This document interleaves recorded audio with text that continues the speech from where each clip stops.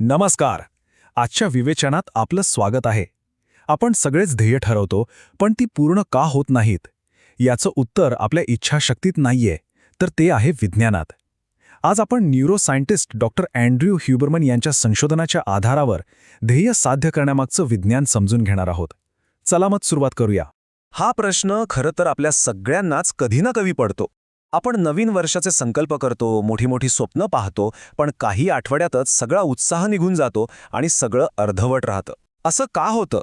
बहुतेक वेळा आपण आपल्या इच्छाशक्तीलाच दोष देतो, पण खरं कारण आपल्या मेंदूच्या कार्यपद्धतीत दडलेलं आहे. आणि चांगली बातमी ही आहे की जर आपण आपल्या मेंदूचं कार्य समजून घेतलं तर त्याचा वापर करून आपण आपली ध्येय नक्कीच गाठू शकतो.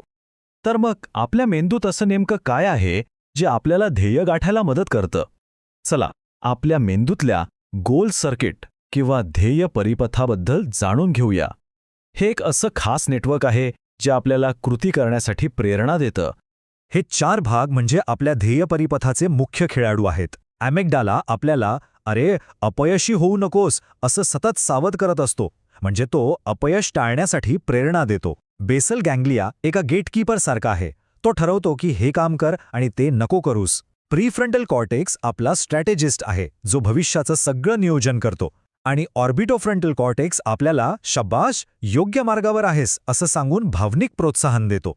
हे सगळे मिळून एका टीमसारखं काम करतात. डोपामाइनबद्दल एक मोठा गैरसमज आहे. आपल्याला वाटतं की तो फक्त आनंदाचा रेणू आहे, पण खरं तर तो आनंदाचा पाठलाग करण्याची प्रेरणा आणि ऊर्जा देणारा रेणू आहे. तोच आपल्याला ध्येयाच्या दिशेने ढकलतो. बरं, आता हे सगळं विज्ञान प्रत्यक्षात वापरायचं कसं ते पाहूया. आपलं पहिलं साधन आहे आपली दृष्टी. आश्चर्य वाटेल, पण आपण जे पाहतो त्याचा आपल्या प्रेरणेवर थेट परिणाम होतो. चला बघूया कसा. आपला मेंदू जगाला 2 भागांमध्ये पाहतो. एक म्हणजे परिधीय जागा, जी आपल्या हाताच्या अंतरावर आहे, जसं की आपला चहाचा कप. आणि दुसरी म्हणजे बाह्य जागा, जी दूरवर आहे, जसं की एखाद्या डोंगराचं शिखर, जे आपलं ध्येय असू शकतं. आपल्याला खरी प्रेरणा ह्याच बाह्य जागेतून, दूरच्या गोष्टींमधून मिळते. या अभ्यासात काही लोकांना पायात 15 पाऊंड वजनाचे अँकल वेट्स घालून एका अंतिम रेषेवर लक्ष केंद्रित करायला सांगितलं होतं. आणि यातून एक कमाल गोष्ट समोर आली.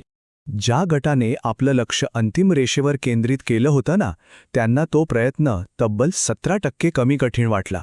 विचार करा, फक्त बघण्याच्या पद्धतीमुळे त्यांच्या कष्टाची भावना कमी झाली.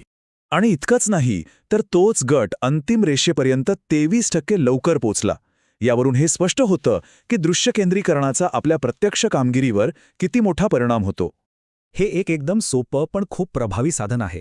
कोणतेही महत्त्वाचं काम सुरू करण्यापूर्वी फक्त 30 ते 60 सेकंदांसाठी दूरच्या एखाद्या बिंदूवर लक्ष केंद्रित करा.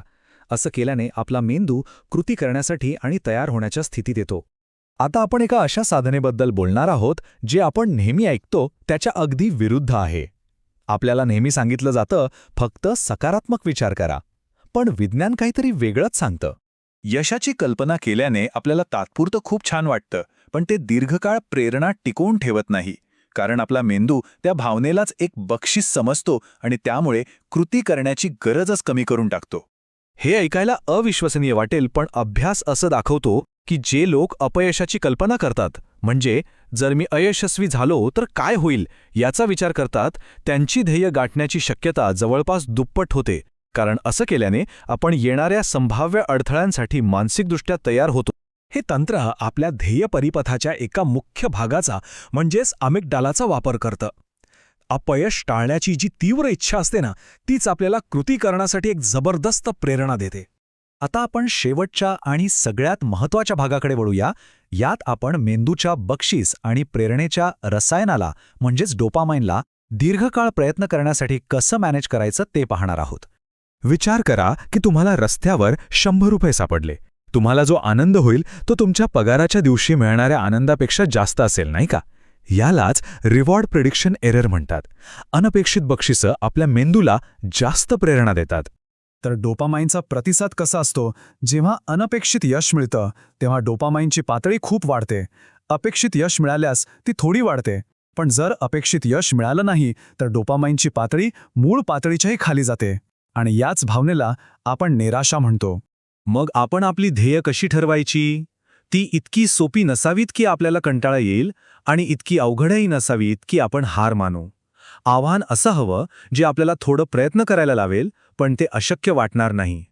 तर ही आहे अंतिम कृती योजना. एक आव्हानात्मक ध्येय ठरवा, त्याचे छोटे छोटे टप्पे बनवा आणि प्रत्येक आठवड्याला आपल्या प्रगतीचा आढावा घ्या. हे रिवॉर्ड प्रेडिक्शन एररच्या विज्ञानाशी अगदी जुळतं आणि आपली प्रेरणा टिकवून ठेवण्यास मदत करतं. आणि आता शेवटचा प्रश्न. या विवेचनातून शिकलेल्या गोष्टींचा वापर करून आपण असं कोणतं ध्येय आहे जे सर्वात आधी साध्य करण्याचा प्रयत्न करणार? कारण कृती हीच ज्ञानाची खरी कसोटी आहे.